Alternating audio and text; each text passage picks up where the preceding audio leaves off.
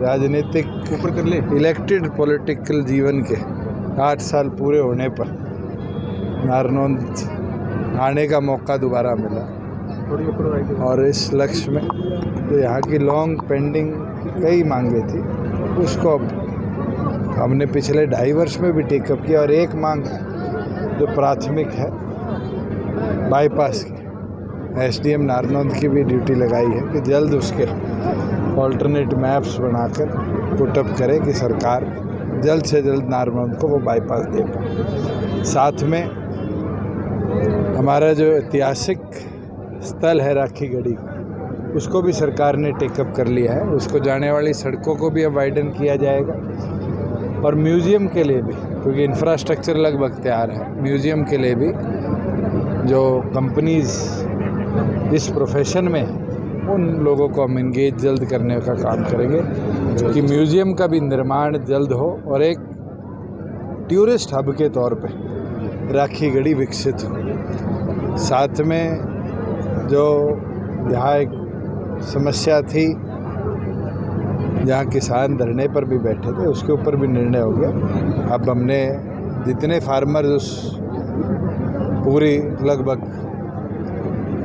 14,000 एकड़ ज़मीन है जिसका कॉटन का खराबा आज ड्यू था, उसका अब हम सर्वे करा रहे हैं। जितने फार्मर्स वहाँ हैं, जैसे उनके नंबर आते हैं उनको भी हम कॉम्पनसेशन देने का काम करेंगे। जी, जो अब तक ग्राम पंचायतें मिलकर हमें 400 से 500 एकड़ दे, तो जैसे नरवाना के अंदर एक छोटी आईएमटी है जो ट्रांसपोर्ट के तौर पे विकसित हुई है, उसी प्रकार से नारनौंद के अंदर भी छोटी आईएमटी बनाई जाएगी। क्योंकि आज एक्विजिशन प्रोसेस बहुत लंबा है और इस सरकार का निर्णय भी है कि हम एक्विजिशन की ओर ना जाते हुए किसान की हिस्सेदारी की ओर जाएंगे। और मैं मानता हूँ कि लोग आज चाहते भी हैं इंडस्ट्रियलाइजेशन हो और जल्द जो हमारी बड़ी ग्राम पंचायत है वो इसको रिजॉल्व भी कर हमें देने का काम करेगी कि हम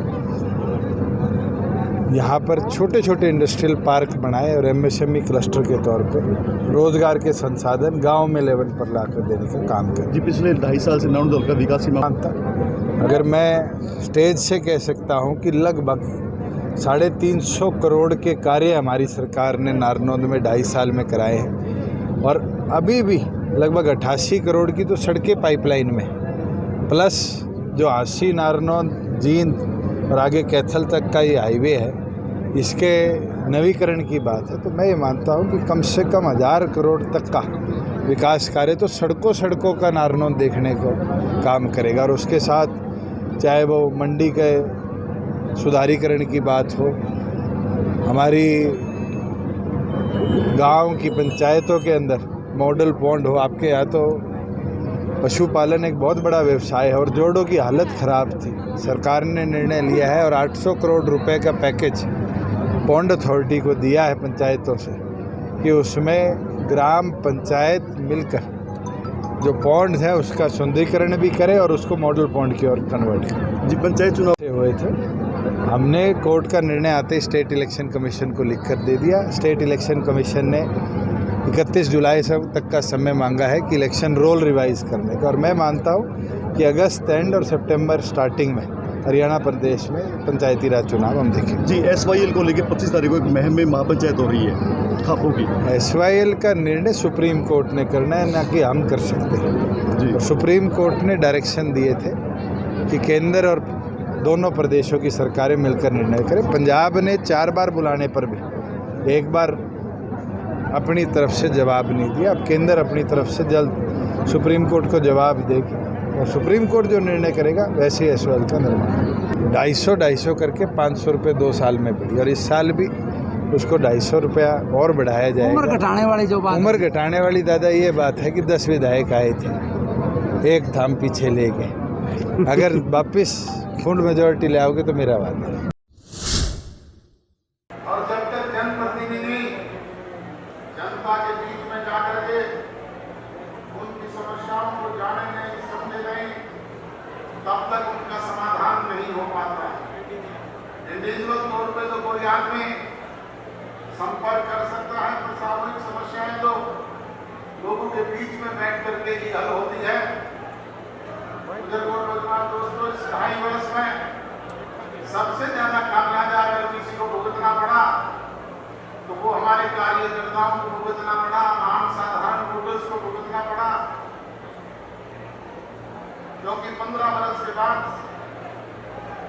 आपकी राज में हिस्सेदारी हुई थी, लोगों को उम्मीद हुई थी कि विकास के काम होंगे, बच्चों को रोजगार मिलेगा, हमारी दूसरी समस्याओं का समाधान होगा।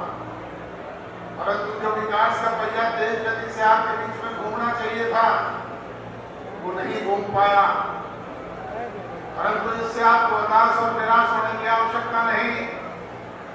मैं आपको यकीन, विश्वास और भरोसा दिलाता हूं कि आगामी 2.5 वर्ष में